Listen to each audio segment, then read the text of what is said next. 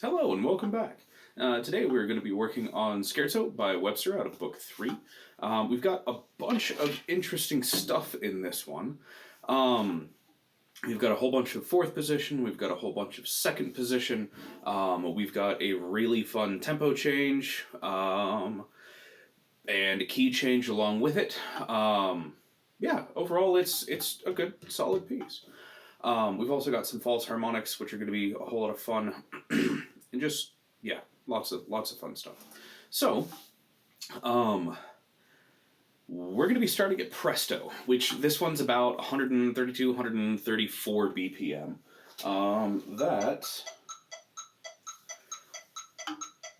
So those are eighth notes. We're starting with sixteenths. So just as a heads up, this is about what it's going to sound like.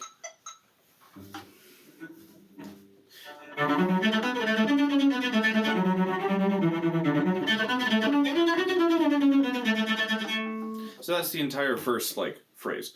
1, 2, 3, 4, 5, 6, 7, 8 bars and about that fast. So we're going to practice, not at 134, we're going to practice at 100, da, da, da, da, so that we can go through and we're going to modify what we're playing a little bit to get into this. So let's go ahead and start. We're going to be running at 100, like I had said. And we're only going to be playing the first... We're basically going to be turning all the sixteenths into eighths. So play the first, skip the second, play the third, skip the fourth. It'll sound like this.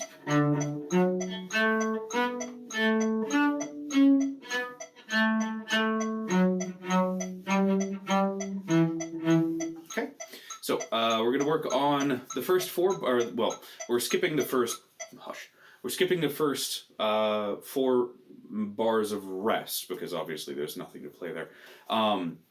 We're going to play measures 5 through 8.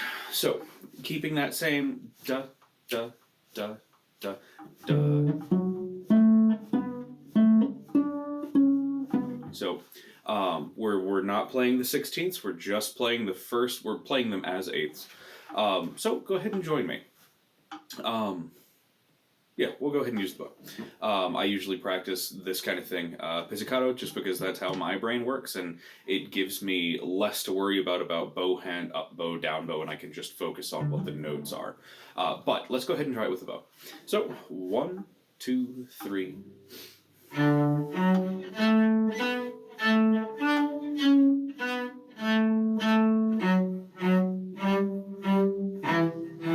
Okay, again.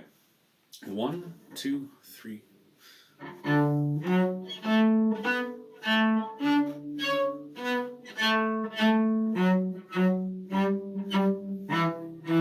Okay. So let's go ahead and work on the next 4 measures, which are going to be fairly close, but slightly different. Let's go ahead and do same exact pattern. We are going to be shifting into fourth position. So this is what it's going to look like. 1, 2, 3. Shift. Shift. So we're going to be just first position, and then we'll shift up to hit that E. It'll be 1, 3, 1, and then shifting back down into first position. They've got the fourth position there marked underneath. Super easy, super up front. They're super straightforward as well. So let's go ahead and do that, still keeping the eighths instead of the sixteenths. 1, 2, 3.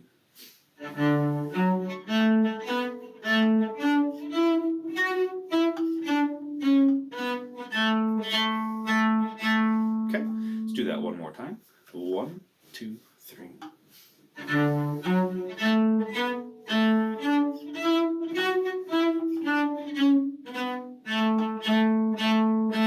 Okay, now let's string all that together. Starting at measure 5, running through measure 8. Keeping the same tempo, still playing the eighths, not paying attention to any of the dynamic markings yet. We're just working on getting the notes down. 1, because basically what I'm working on here, This is an awful lot of ink on the page. An awful lot of ink on the page. And it is scary. Initially, like, even working on it myself, I was attempting to sight read it at a little bit less than full tempo, but just my brain doesn't process that fast. And so I needed some familiarity with it to be able to go, oh, okay, cool, this is where we're at. When you've got multiple repeated notes, basically playing eighths and then quarters a little bit later on, because we are in 2/4, the setup really kind of overwhelms you. When there are repeated notes, you kind of go, oh, okay, it's 4 of the same note, cool, groovy, we're running the same deal. But when we get into what the bow hand is doing, there's going to be a lot going on. So mainly first position with some fourth. Thankfully, it's either first or fourth position for the entire first page. So left hand isn't terribly working on super advanced out-of-pocket stuff, but super slowing it down, making it easier, and then working on it this way so that you can build on that and then build up to full speed, full volume is definitely a thing. And that's also a breakdown that I didn't learn for a fair while. And so the ability to approach it logically and be able to go, oh, okay, cool, let's take it down into its constituent parts and then rebuild it, really helps you learn a lot faster. I really cobbled onto that particular trick after I ran across it because I had just been, it says 134 BPM, let's go. And I was failing miserably. So let's keep that same. 1, 2, 1, 2. Let's keep that same tempo, and we're just going to string that entire first phrase within the repeat bars. Together, still playing eighths. 1, 2, 1.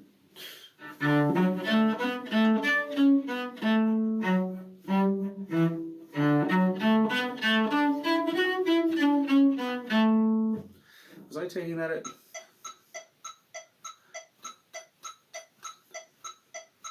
Okay. Let's go ahead and do that one more time.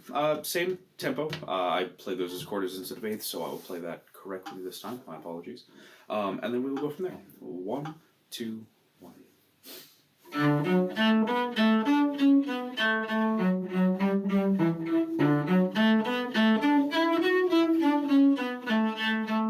Okay. So now we're going to work on something. It's not full ricochet bowing, but so you're not moving from the shoulder. You're not moving from the elbow. You're moving from the wrist, which is the only way that you're going to be able to play this fast. Bow, when you move from the shoulder,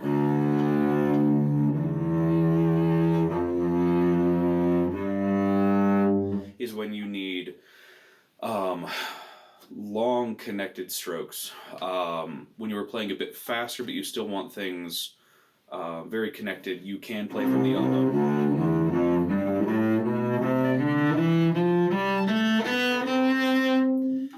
When you need to move quickly, or when you need something light and dainty, that's when you move from the wrist.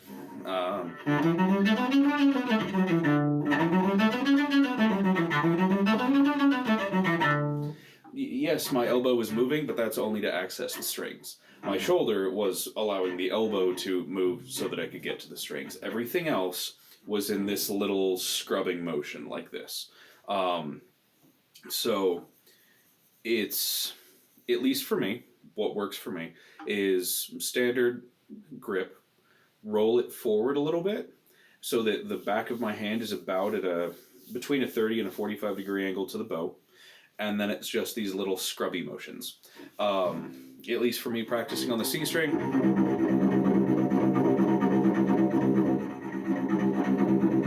Super easy. You can adjust volume by adjusting pressure through your index finger.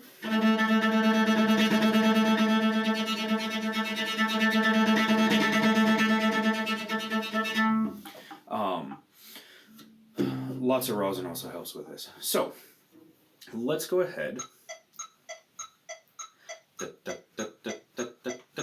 Let's let's go ahead and try that. And we'll just play through this since we have this under our fingers right now.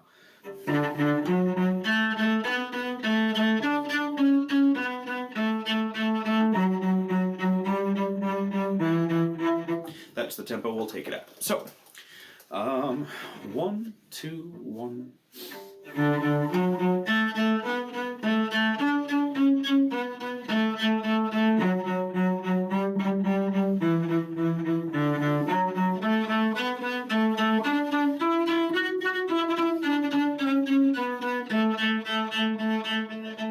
Okay, again.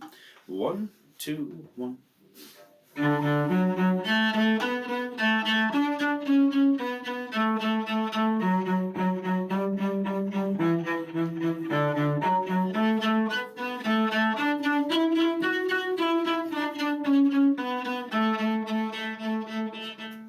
Okay, so let's go ahead and move on from there. We'll still take the 8th note, then 16th note progression. Let's go ahead and work on 13 to 16. So we're going to start in 4th position, which is first finger at the shift point. Basically, where your lower string is playing in unison with the next string up. That'll be what you're doing. So, taking a look here, keeping that same da, da, da, da, 1, 2, 1.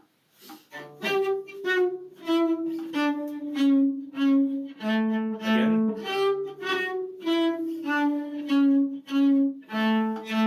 Okay, so let's go ahead and do that one more time, and then we can move that up to the full 16ths. Go ahead and join me. 1, 2, 1.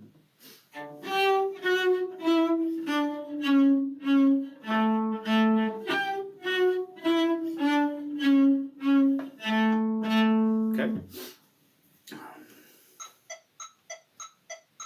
Da, da, da, da, da, da, da. Okay. Well, now we're going to go ahead and run that as 16ths. So, join me again. Done. 1, 2, 1.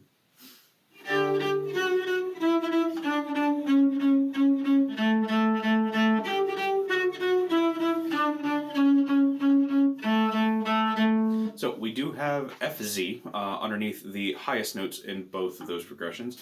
Forzando.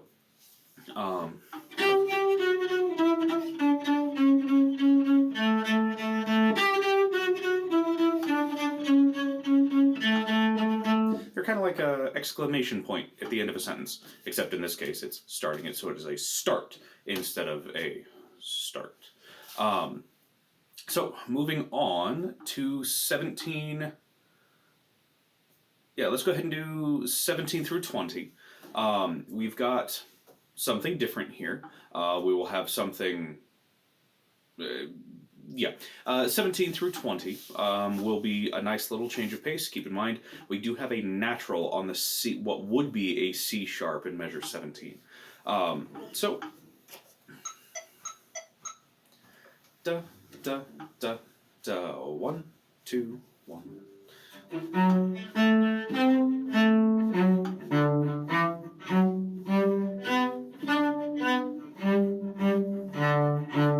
Nice, easy, straightforward, not nearly as intimidating when you're isolating what the notes are without taking into account the speed that they are presented at. So let's go ahead and do that one more time.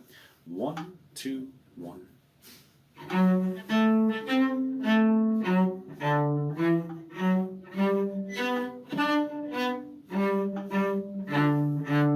Okay, let's go ahead and take that up to... Okay, 1, 2, 1.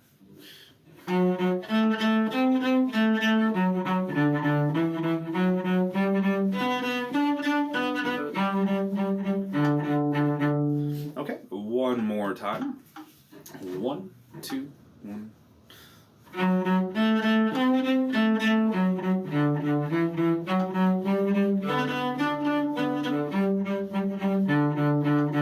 Okay.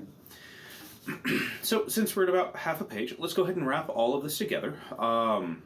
What we have so far, We're not going to take that repeat, but we are going to connect from measure 5 through measure 20 all together.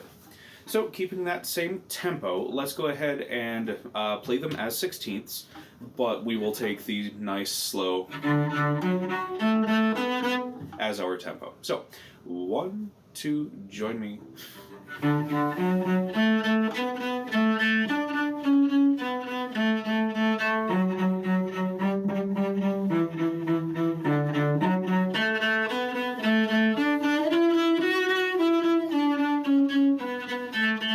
Don't take a repeat.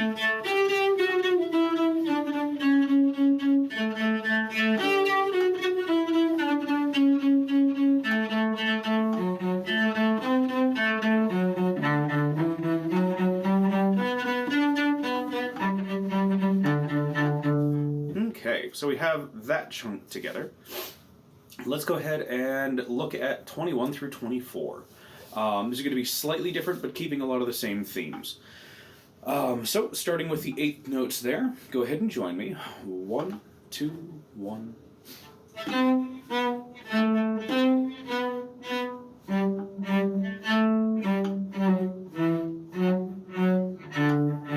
Again, 1, 2, 1.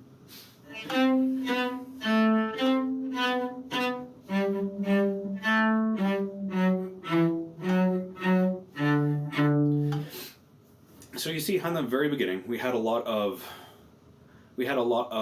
leap movement. So now we've got a lot more stepwise movement.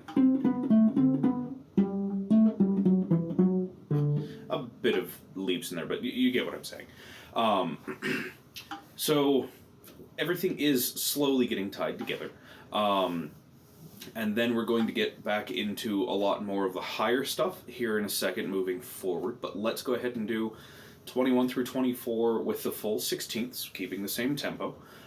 Just so that we can get this under our fingers so that we can tie the entire first page together. Once we get that done, then we can move on to the next section, which is going to be funky. So, 21 through 24, let's go ahead and do sixteenths. 1, 2, 1.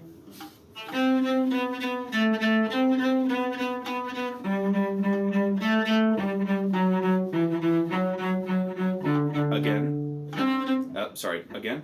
1, 2, 1.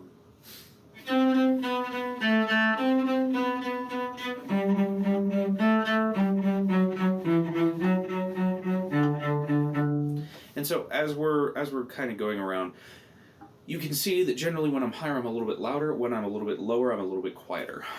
So that we build not only in the frequency of the notes, how high they're going, but we're building in curves in terms of the volume as well. So things swell and then they recede. Crescendo, decrescendo. So that you kind of build in some more attention grabbing that way. So let's go ahead and take a look at 25 through 29. I want to do that all in one shot. So going back to our... taking it as eighths. Let's go ahead and, let's go ahead and run these last two lines all together, because after that it gets very nice and simple. So, 25 through the key change at 33, my apologies. So, let's go ahead and take a look at that. Just playing the eighths, not playing the sixteenths yet, keeping the same tempo. 1, 2, 1.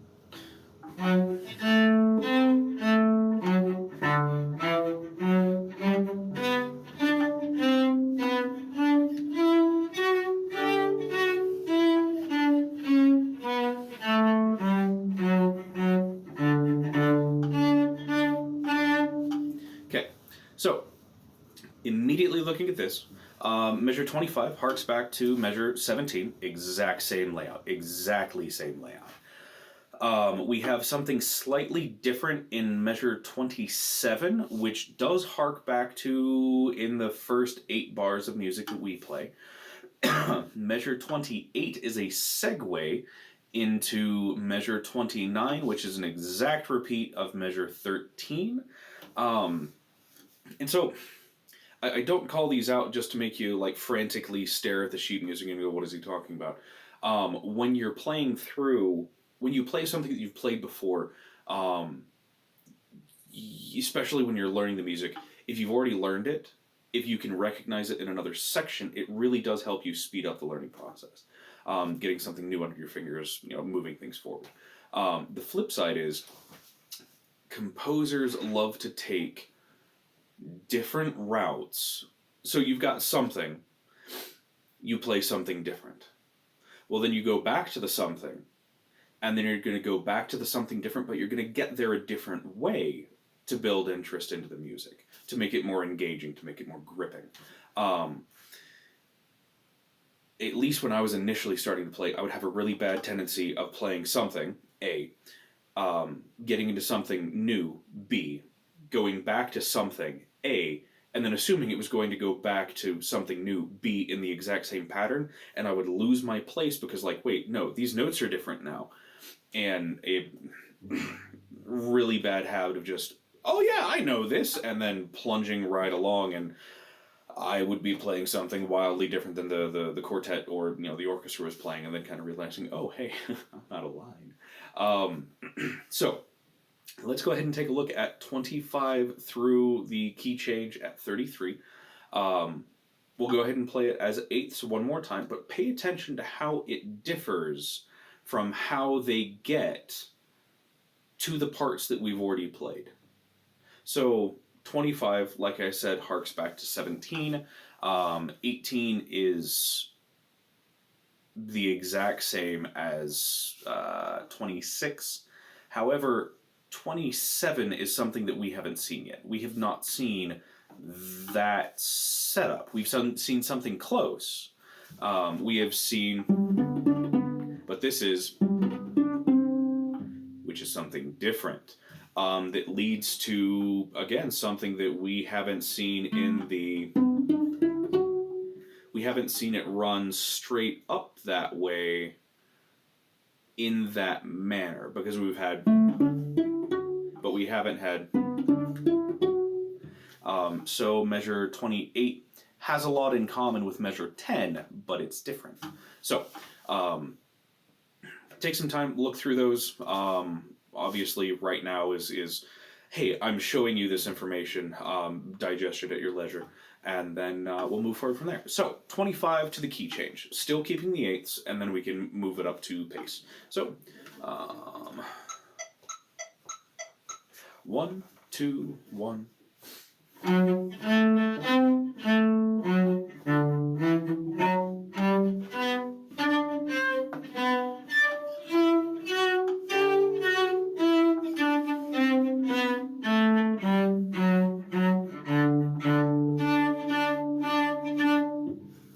Okay, so I actually had a wrong note there. That needs to be a sharp C, not a natural. My apologies. The one at the beginning was naturaled, and coming down, it was not. So, let's go ahead and do that as sixteenths. 1, 2, 1.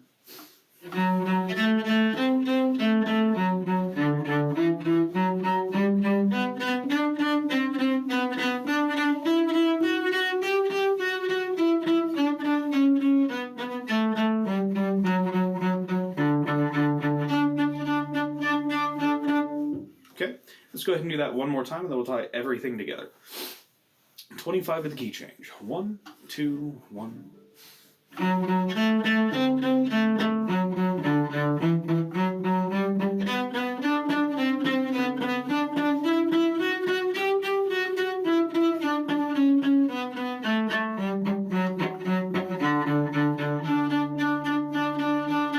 Okay, so let's go ahead and go back to where we start playing, and then we will play with repeat all the way through to the key change, keeping that same tempo. Okay, I keep going back to the metronome for the section that we're about to get into. I'm working on getting this tempo, well, for practice, the original tempo, that 134 BPM, in my brain because we're actually going to be changing tempos in the middle of this song, which is always a fun time. So, 1, 2, 1.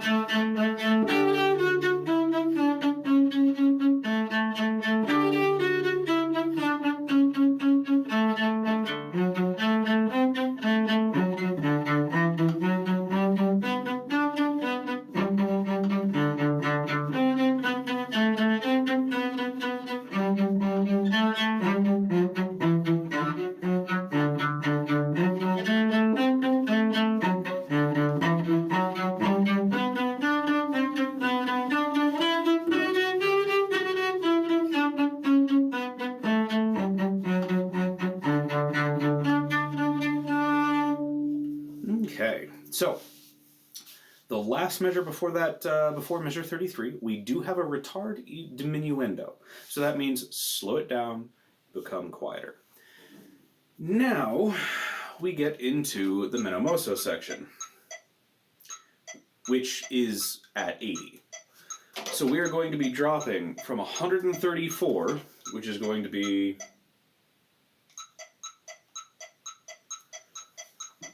da, da, da, da.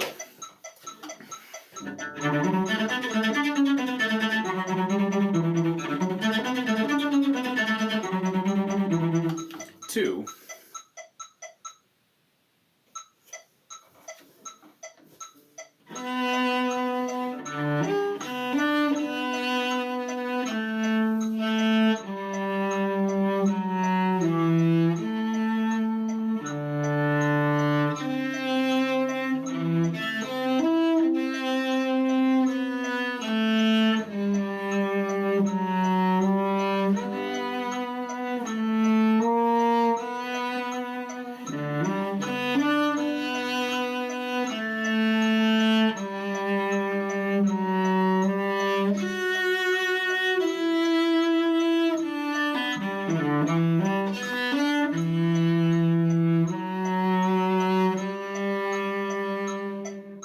and then right back into it. This one's kind of fun because you do have a very distinct tempo change. The problem is being able to keep both of those tempos in your brain at the same time takes a bit of work. The best way that I have found is to hammer out a tempo for a particular section. Cool, fine. This is the tempo for the first page of the Scherzo. Fine. The menomoso you always practice at the proper tempo. Not saying that you can't, like if it was reversed, if it was a nice and slow piece, and then there was a presto section in the center of it, obviously you're going to want to practice the presto section significantly slower, build it up, just like we're doing here. With that,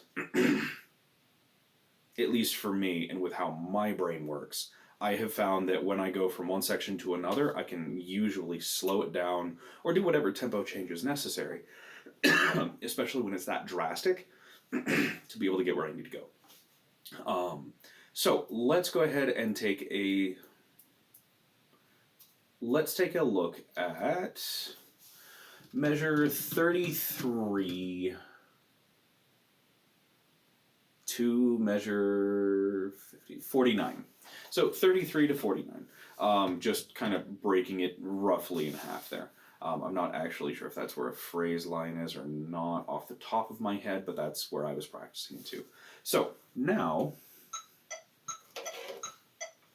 we are running at this tempo.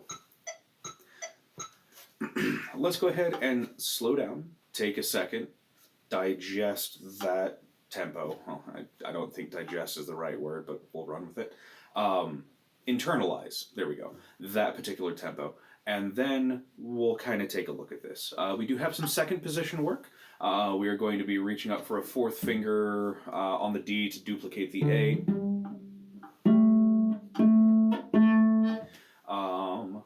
We've got an extended section in 42 to 43.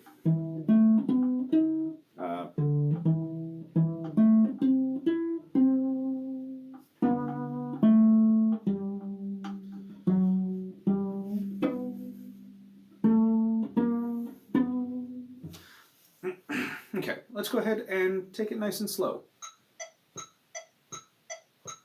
1, 2, 1, join me.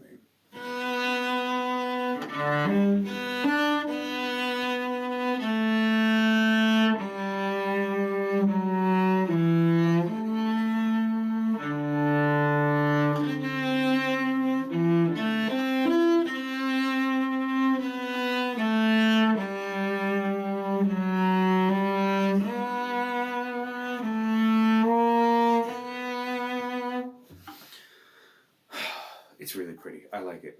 Let's go ahead and do that section one more time. Again.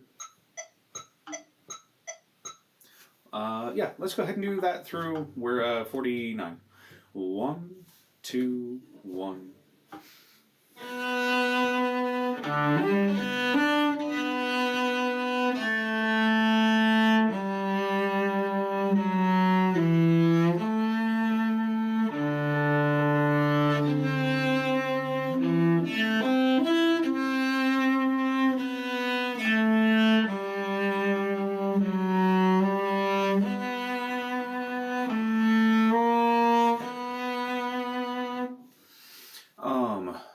Keep in mind, we do have a differentiation between second and fourth position. 42, 43, 44, 45. We'll just touch on that really quick and then we'll move on to the next section. Starting on that second finger G on the D string. Okay, yeah. It feels like alphanumeric code some days. So starting at 42, 43, 44, 45. Second finger, first and second, and then we shift directly into fourth on a third finger, and then just 1, 2, 3. And then we drop back and it's just first position all over again.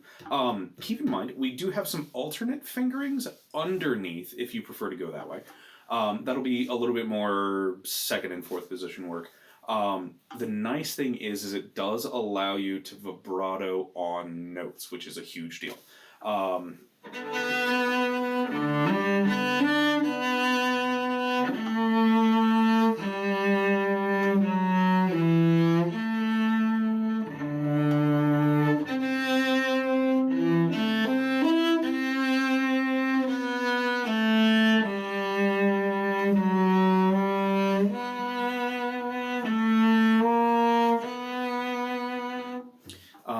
Vibrato, especially in a section like this, just sounds really nice. It keeps it from...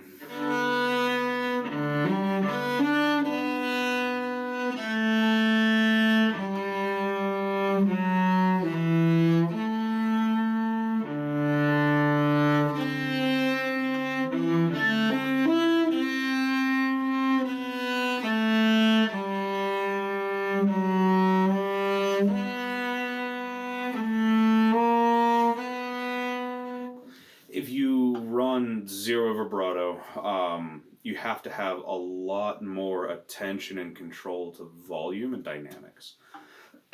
Also, not being a super professional cellist, no matter what I may play on YouTube, especially when you're trying to hit shifts, vibrato really does help. You might have noticed when I was doing the...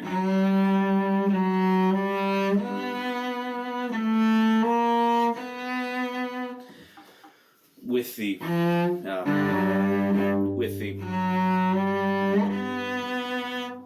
running straight into vibrato can help you make sure that you lock in the proper central tone in the middle of the... Now, admittedly, that is terrible playing. You should not be using vibrato as a crutch. shouldn't and occasionally are necessary, well, it separates the actual professionals from people who play professional on YouTube. But there have been a couple of times where I'm here. Especially earlier when I was playing. It got me out of a couple of tight places. Now, admittedly, this is not something that you were taught. This is not something that you should practice. But it can save you, shall we say. Anyway, moving forward from reflecting on super bad performances, let's go ahead and do measure 50 through to tempo 1, which is going to be 61, 62. So 50 through 62. Yeah, nice, simple, straightforward. We do have something new in that we are going to be going into fourth position, solidly into fourth position, on the A string, and then everything else is nice, simple, straightforward. You have seen every other note and how it is presented now that we're playing it the second time through. It's that A and then A but slightly different. So let's pick up at 49 since we've already been playing there. So we'll be starting in fourth position, third finger on the D string. Yeah, just go ahead and jump in and join me. 1, 2, 1.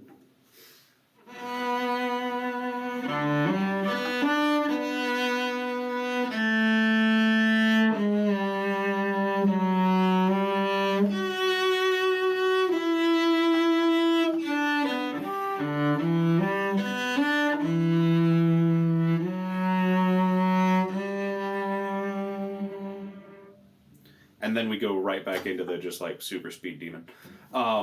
So my apologies on getting one of those wrong. However, you did also see me use the vibrato trick to be able to get right into where I needed to be. So let's go ahead and do that again, partly for my sake, partly for your sake. We'll be starting at 49 to the tempo 1. And this is final performance tempo for this. So we don't have to speed this up, thank God. 49. 1, 2, join me.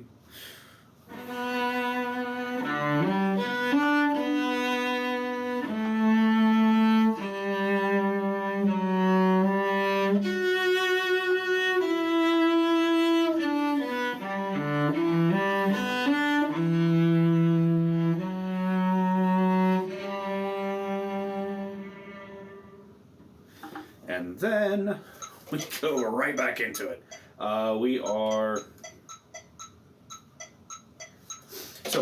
We'll run through this just a couple of times. Everything that is here, with the exception of the last line, we have seen before. Super nice, super simple. I always miss that shift. I am going to mark that a little bit more aggressively. Okay. So, you know what?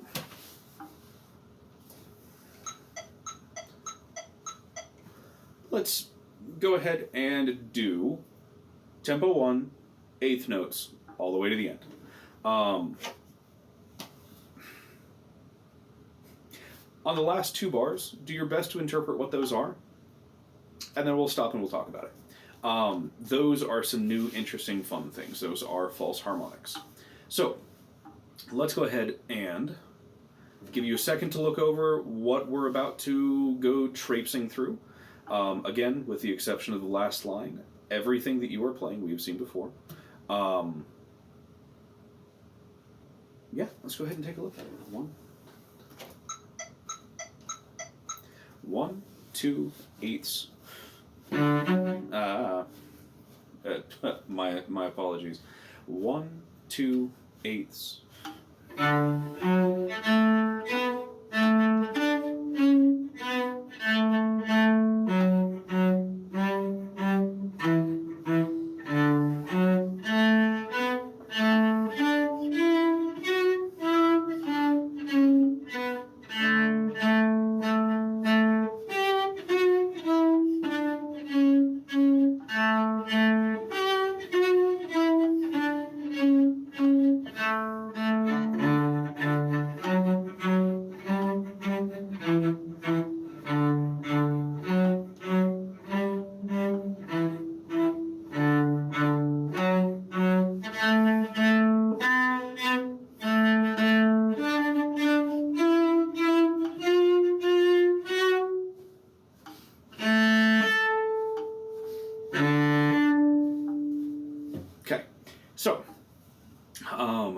admittedly, it was slightly misleading with having seen everything before. The 75 through 78 we have seen previously, but it wasn't.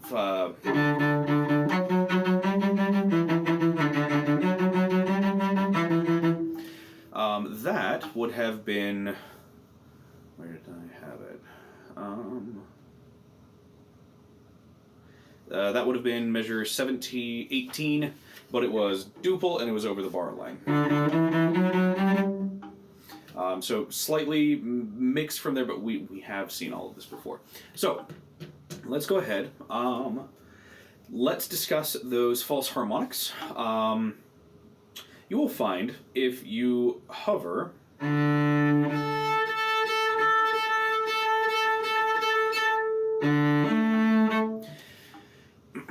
If you do not fully compress a string, you will be able to generate false harmonics in certain places.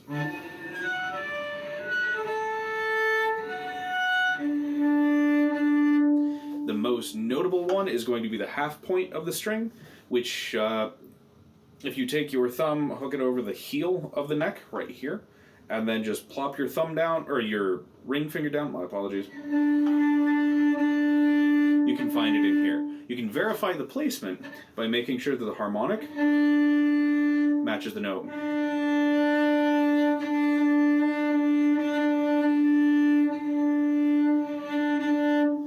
The next place is going to be over your shift point. So the next string down, where you would normally play to get the next, your first finger on fourth position, where you would normally play one string to get the next string up. If you don't press down all the way, you can get a harmonic there. Fun trick, you can play the first harmonic that we talked about with your fourth finger, the shift harmonic with your first finger, and you can use that to actually tune your instrument as long as you've got a good note. That's why orchestras usually start with the A's. Everybody can tune to an A with the exception of some of the brass, they get a B flat. And then you hear people. That is exactly what they're doing. They're making sure that their peg hasn't slipped or something like that. So, you can do that on the cello, you can do that on the violin, you can do that on the bass. Any of the classically bowed, stringed, bridged instruments you can do it with. Different places on the bass just because they're tuned in fourths, not in fifths, but that's getting entirely too technical. So, again, practicing. Thumb on the heel of the instrument where this part goes into this part on the top of the body. Thumb there, fourth finger down.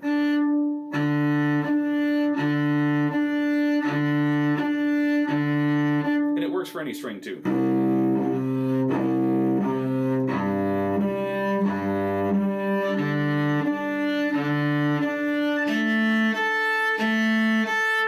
So, when looking at how this is put together in these last two measures, you will notice that that is not a round note head. That is a square, diamond-ish note head. That is a completely different marking scheme that's usually more of a percussion thing. It gives you that in this setting tells you it's going to be a false harmonic. Also tells you 9 times out of 10 what finger to play, or what note to play and not compress all the way to get the note that you're supposed to get for the false harmonic. In this case, it does not have the string notated, but since it has a written in explanation underneath, like they don't have full notation for it, so it's not concert notation, it's fine. So this one is going to be played very simply. You will play an open A, and then the harmonic, and then the D, and then the open harmonic. So that is literally playing octaves on both of those. So let's go ahead and we'll practice measure 81 to the end. Let's do that. 1, 2, 1.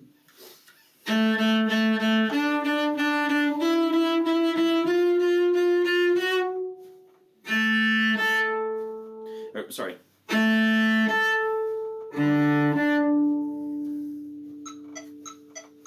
Da, da, tendency to take a little bit more rubato, robbed time with those. But let's go ahead and do that one more time. And it's literally nice, simple, straightforward. This piece is normally played with a pianist. This would be called solo accompanied. And so you would need to like maintain eye contact with your, actually it would be over your right shoulder depending on what performance setup you're looking at.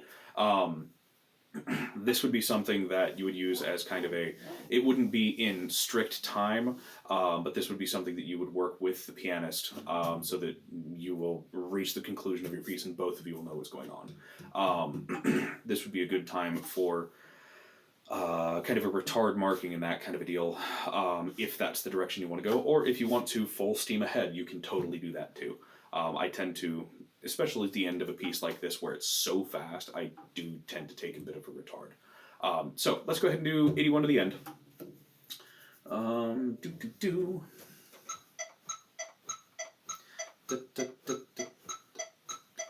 Okay, let's go 1, 2, 1.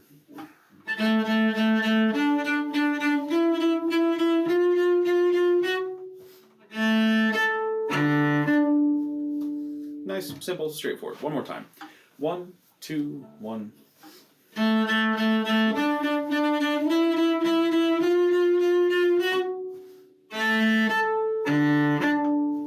Okay, so let's go ahead and do tempo 1 all the way to the end. But we're going to be playing the 16ths. Okay, 1, 2, 20, yeah. Tempo 1 to the end, keeping in mind the false harmonics, and running 16ths. 1, 2, 1.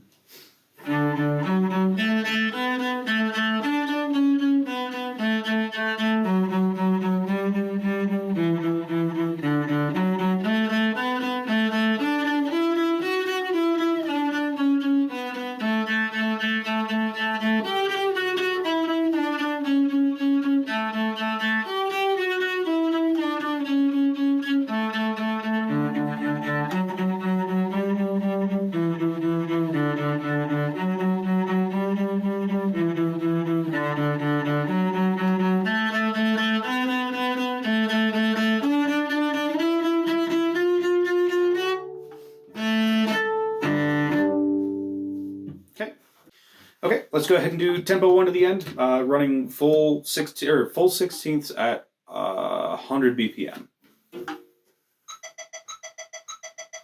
1, 2, 1.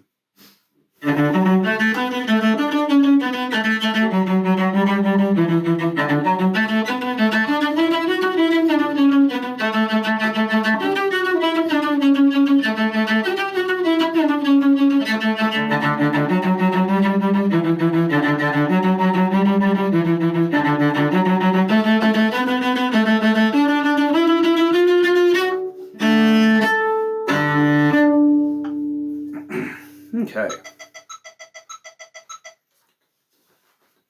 Let's go ahead and do that one more time. And then we can run the first section, and then we'll work it up to tempo. So, one more time. 1, 2, 1.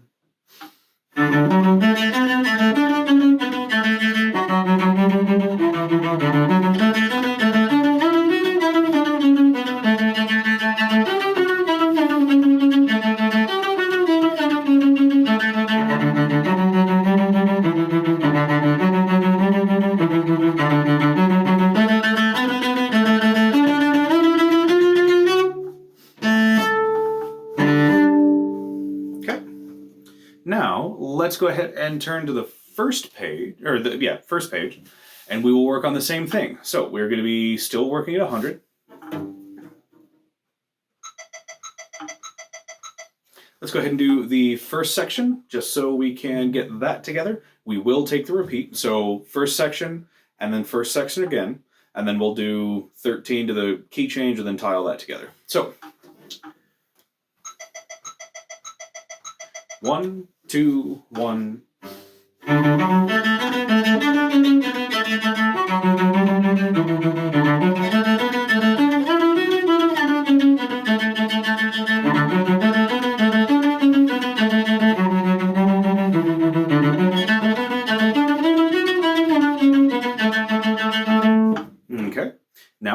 on to 13 to the key change. 1, 2, 1.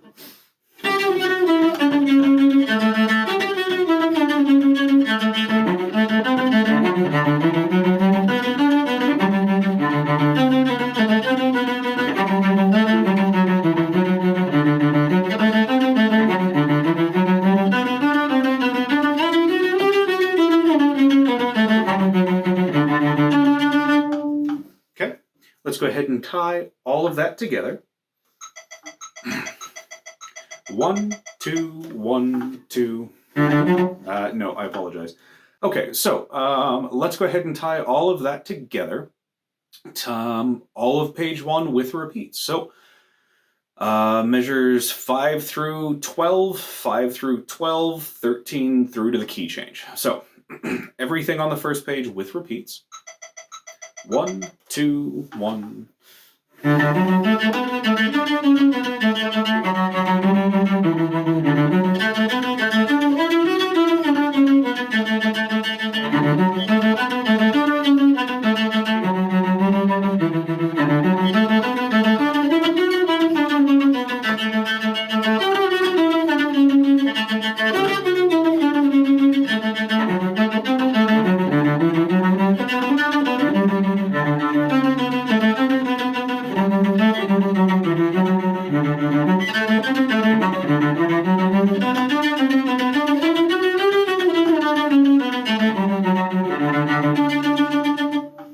Okay, so now comes the rough part.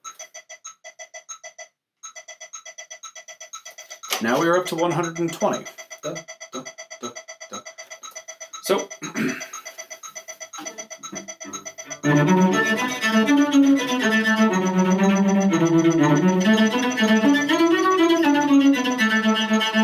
that's what we're looking at. We're still not up to full tempo yet. So one of the things that I notice, at least for me, about halfway on the bow is my bounce/balance point. That allows me to move very quickly, especially when I'm bowing from the wrist. So I would recommend, if you're too far this way, you're going to have too hard of a time and your sound's going to be horrible. If you're too far this way, you can still get it done, but you don't have any volume that you can put forth with it. So I would highly, highly recommend working at that balance point right in the center. So let's take a look at the first section with repeat. Just that right now, since we're jumping in tempo. 1, 2, 1.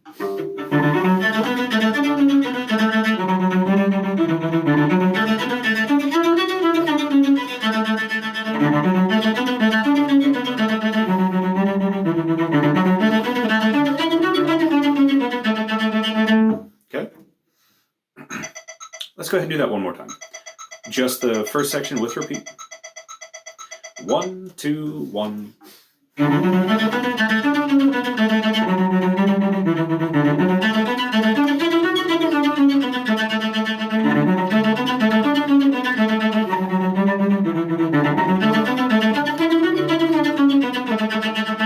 Okay, now let's go ahead and do 13 to the key change. 1, 2, 1.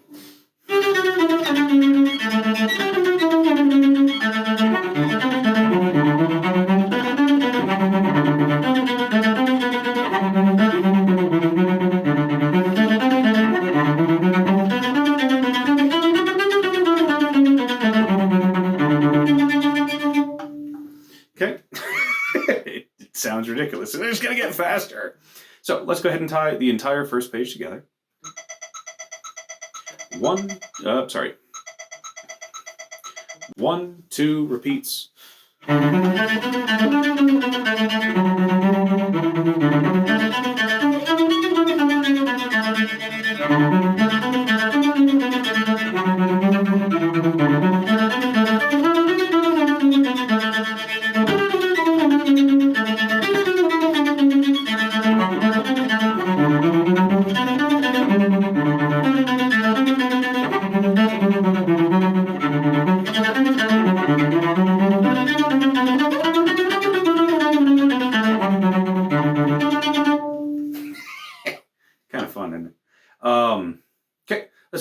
do tempo 1 after the minimoso, so it'll be measure 64.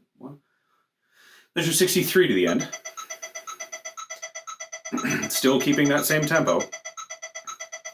1, 2, 1.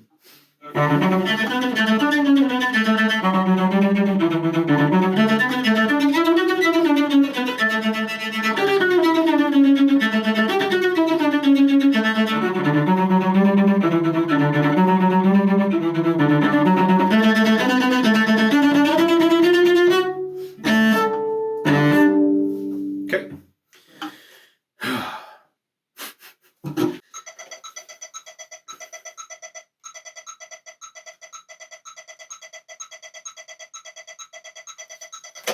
Okay, here's 132 BPM. Let's go ahead and work from the end back to the beginning. So we'll start at tempo 1, 63 to the end. 1, 2, 1.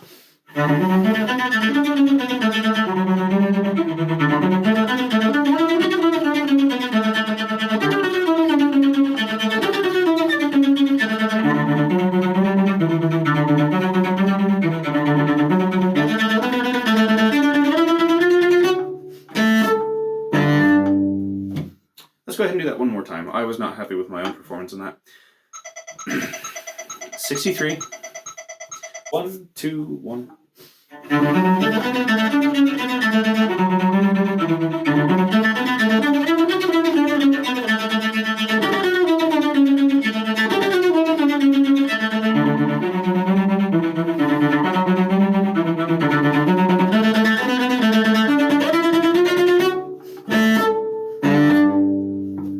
Awesome. So let's go ahead and grab the first page. We should be able to do the entire first page. We've gotten a fair bit of playing time on it under our fingers. Let's go ahead and do first section with repeats all the way through. So entire first page. 1, 2, 1.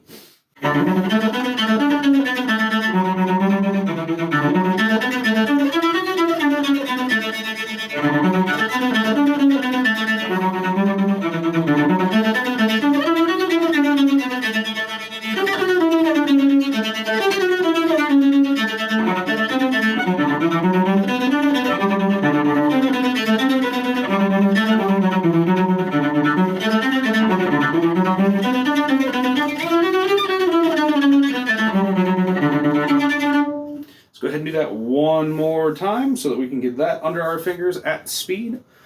1, 2, 1.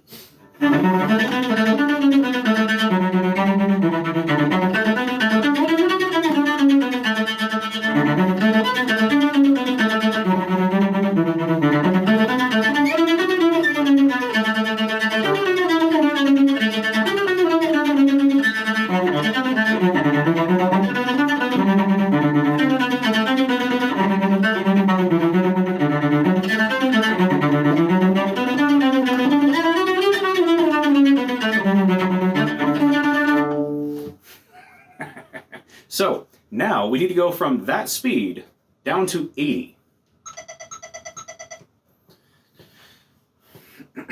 So let's go ahead and do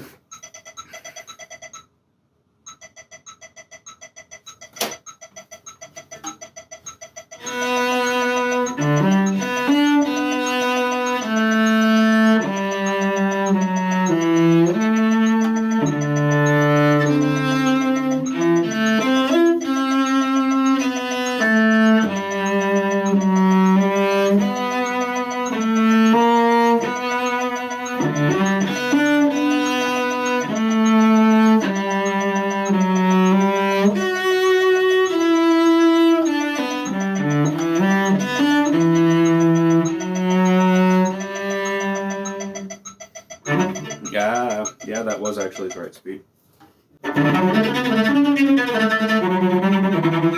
So we're going to have to be able to transition between those two. So let's work on that a little bit. So we are... No.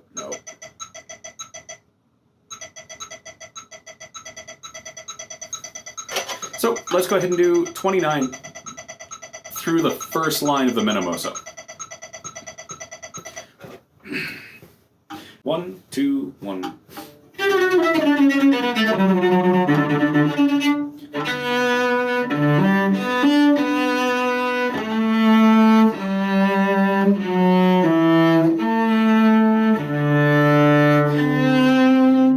Okay, let's go ahead and do that one more time.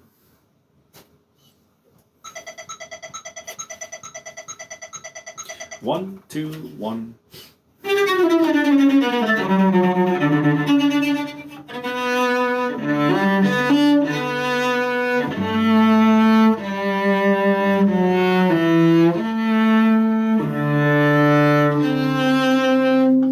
Okay, one more time, and then we will do the opposite direction, going out of the Minamoso back into the tempo 1.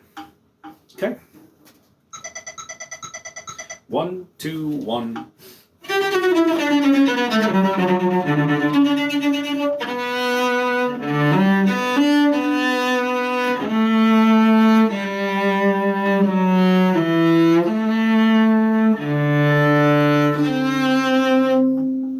Okay.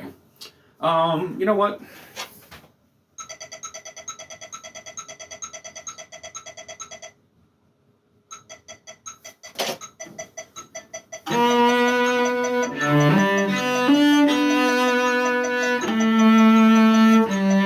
Okay, so it's fairly close. Let's go ahead.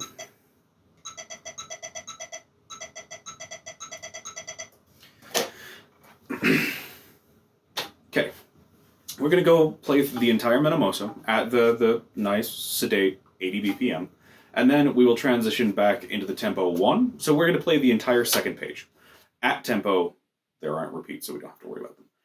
So let's go ahead and do that, and at the end, we will see if we were still on tempo with that 134. So, starting at measure 33. So, 1, 2, 1.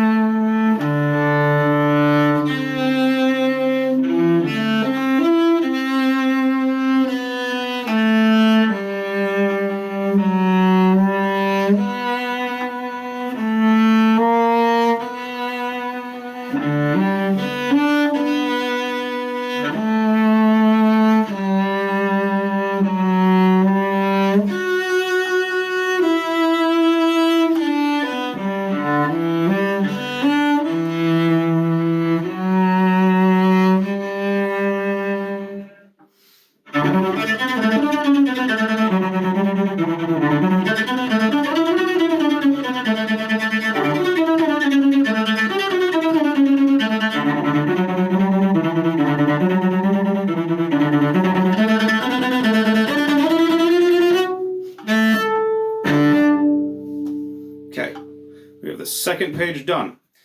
Now all we have to do is tie in the first page. Let's double check.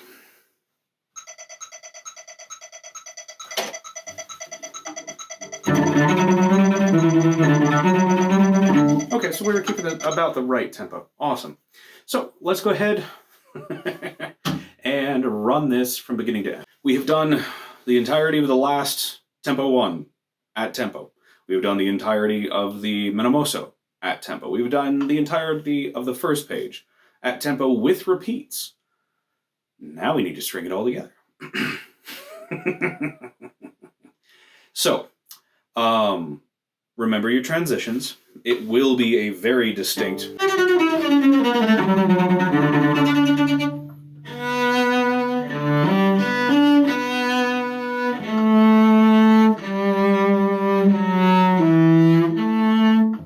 And then it will be a very distinct.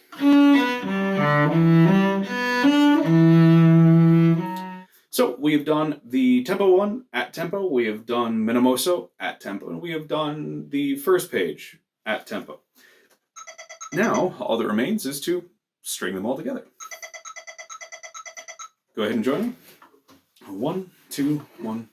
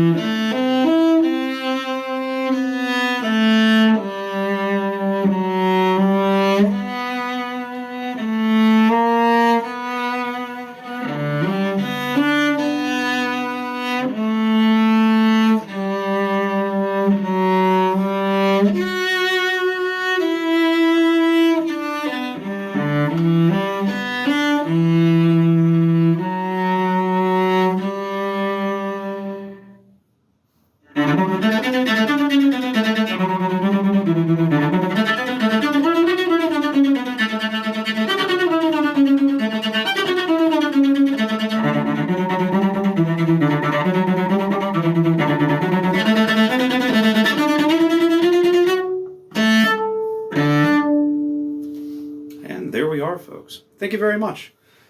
Cannot wait to join you for next time, and happy practicing.